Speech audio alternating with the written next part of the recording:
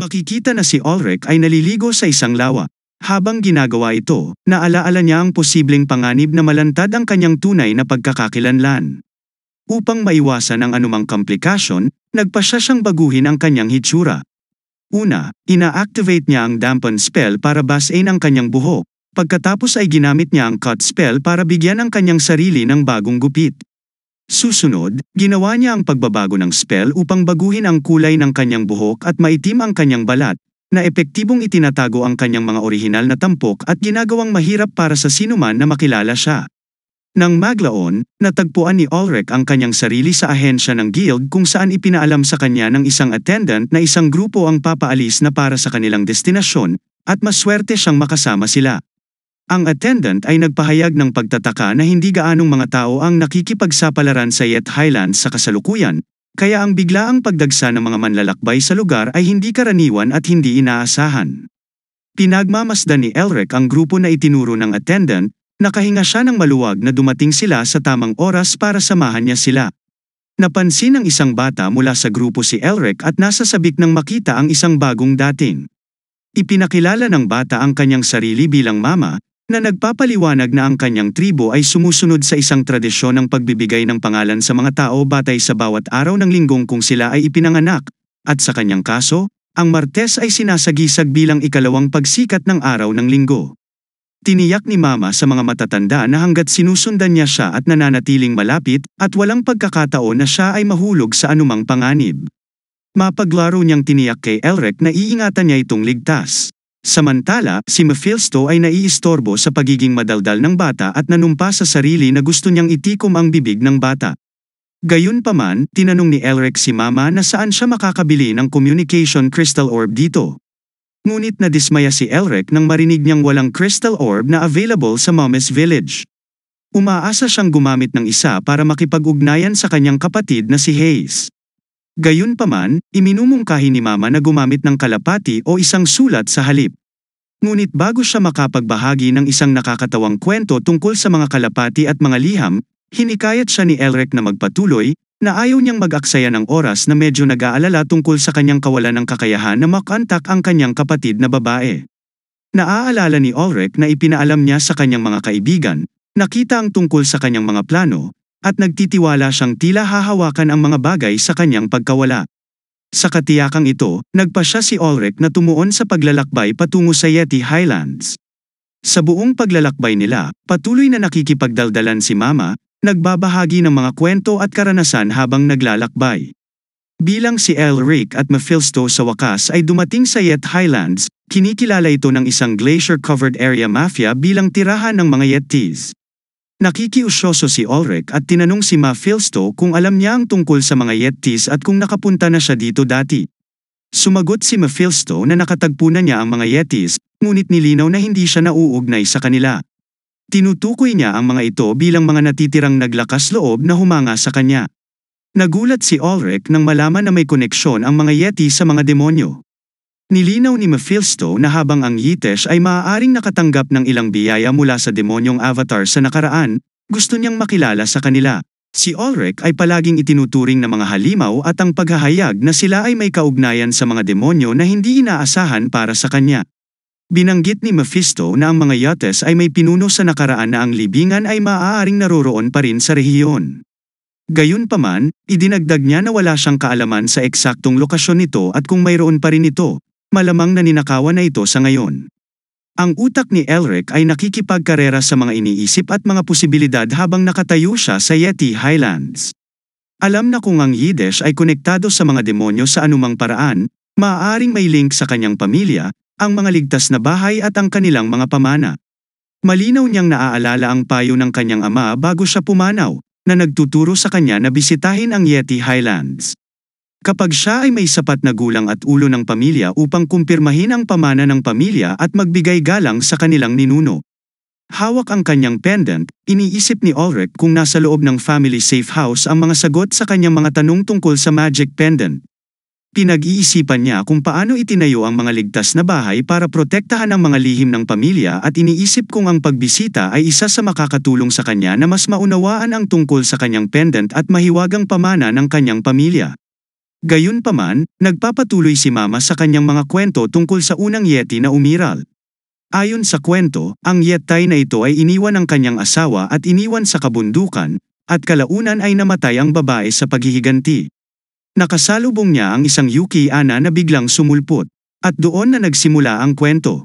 Habang patuloy siyang naglalakad palayo, unti-unting bumababa ang boses niya. Ngunit ang mga pasensya ni Mephisto ay nagsisimula ng nam-ipis. Tinanong niya si Elric kung maaari ba siyang gumamit ng mute magic para patahimikin ang bata. Habang dumudugo ang kanyang tenga, patawang tinanggihan ni Elric ang ideya, tinanong kung anong uri siya ng multo na posibleng dumudugo. Pinag-iisipan ni Ulrich kung bakit hindi pa nagpapakita ang Yetis na pinag-usapan nila ng husto ni Mephisto. Masigasig na ipinaalam ni Mama sa lahat na ang paparating na landas ay magiging mas komplikado, na nagmumungkahing tiyakin na mayroon silang ilang pagkain bago magpatuloy. Lahat sila ay nagtitipon sa paligid ng apoy upang magpahinga. Sa kanila pagpapahinga, napansin ni Ulrich ang isang lalaki na humiram ng kaunting apoy sa kanila at mukhang halos kasing lakas ng kabalyero ng isang maharlika. Iniisip ni Ulrich kung may secret mission ba sila dahil mukhang hindi naman siya pinupuntirya ng mga ito. Nabaling ang atensyon niya sa isang figure na nakaupo sa gitna nila, nakasuot ng hooded blue gown. Iniisip ni Ulrich kung ito ang kanilang pinuno, ngunit ang tao ay hindi masyadong malakas. Sa kanyang sorpresa, ang individual ay nagtanggal ng hood, inilantad ang mahabang asul na buhok, at napagtanto ni Elric na ito ay isang babae. Ang isa sa mga lalaki ay sumipol nang makita siya at ang isa ay pumupuri sa kanyang kagandahan, na namamangha sa hindi inaasahang gininto ang karanasan para sa kanyang mga mata. Sa ganoong lugar, inilabas ni Chin ang kanyang espada at inilagay ito sa leeg ng lalaki, ipinahayag na dapat niyang pagbayaran ang kanyang kasalanan sa pagsasalita ng walang galang sa batang Miss sa kanyang buhay. Gayunpaman, ang binibini ay namagitan at hiniling sa baba na ibaba ang kanyang espada. Sinabi ni Ulrich, na namangha sa lalaking naglakas loob na manligaw sa isang marangal na ginang at iniisip kung nasa tamang pag-iisip siya. Halatang galit pa rin si Chin, ngunit sumunod siya at ginawa niya ang kanyang espada sa kanyang kahilingan.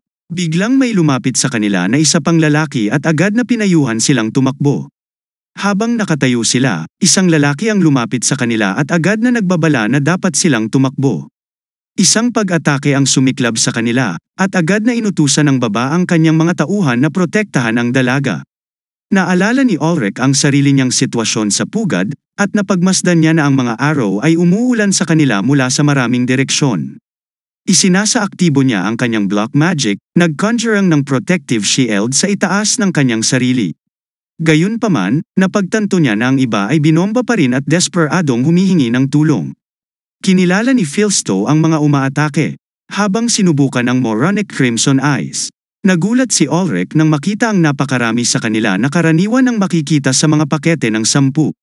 Inutusan ni Chin ang kanyang mga tauhan na alisin ang mga umaatake, at si Mephisto palarong tinutukso ni Mephisto si Elric tungkol sa takot sa panahon ng labanan, na tinatawag itong tipikal na isang tao.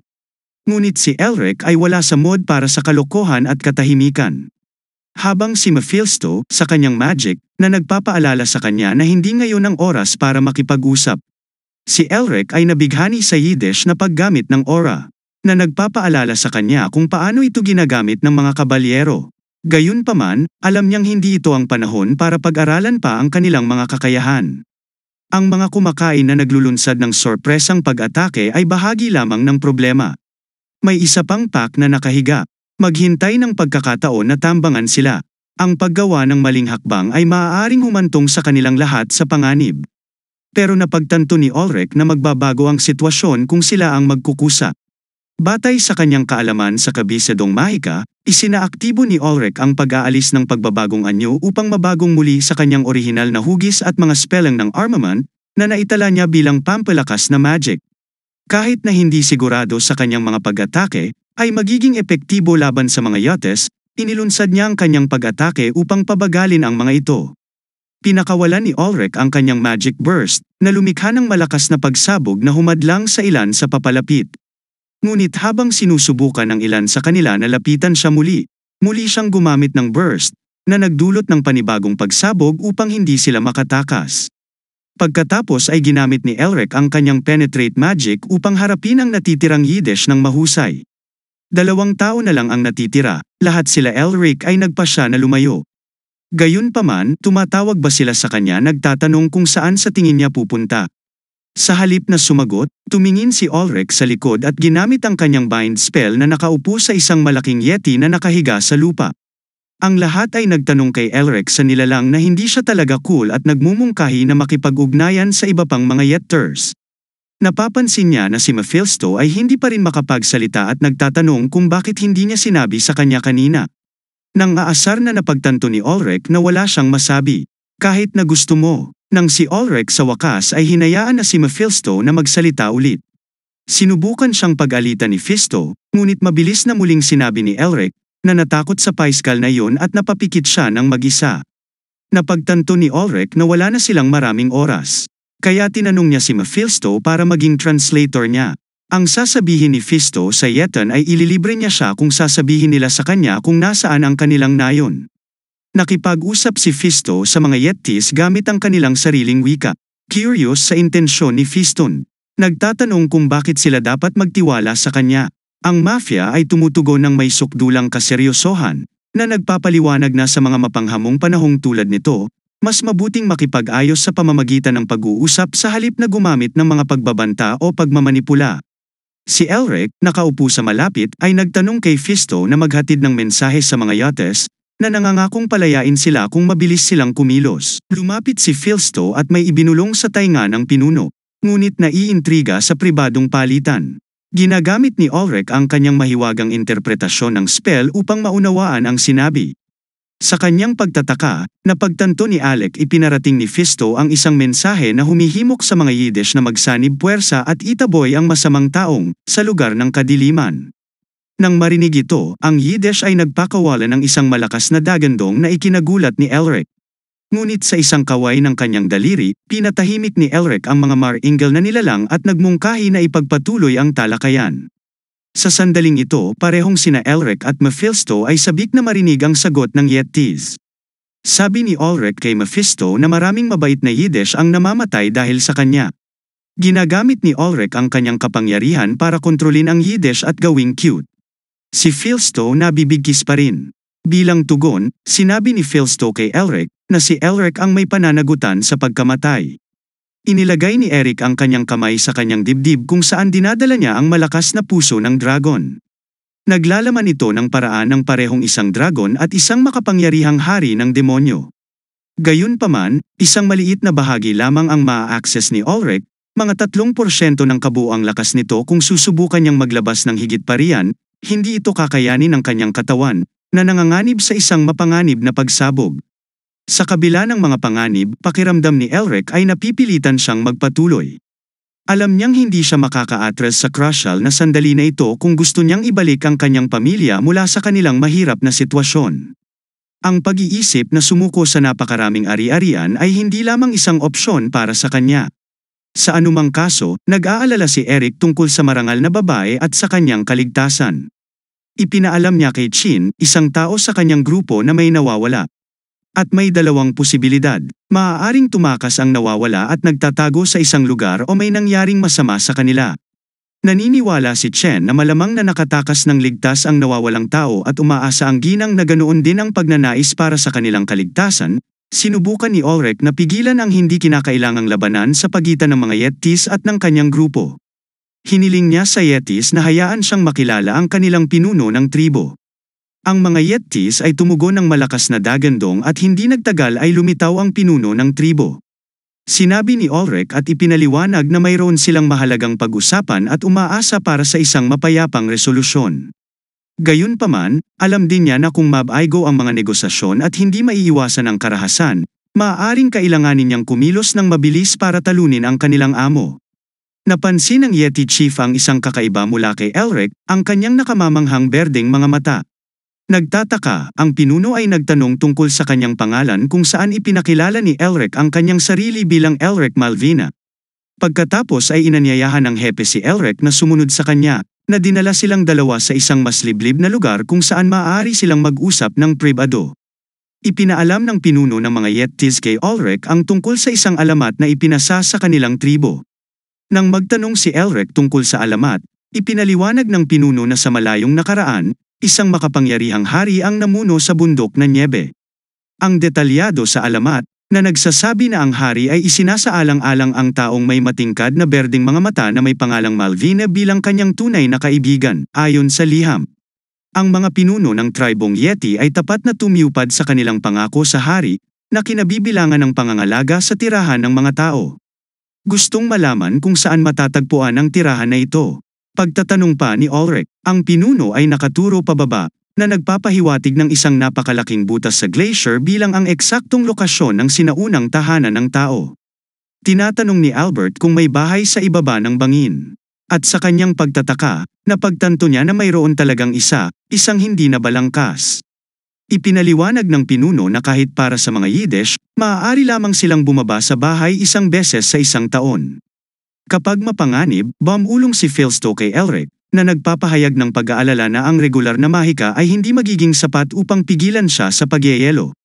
Doon niya kinwestiyon kung ano ang plano ni Elric na gawin sa sitwasyong ito, idinagdag na sa kanyang kasalukuyang mga kakayahan, tila imposible. Sumasang-ayon si Ulrich na ang pagtatangka ng ganitong gawain gamit ang kanyang kasalukuyang kakayahan ay magiging walang ingat.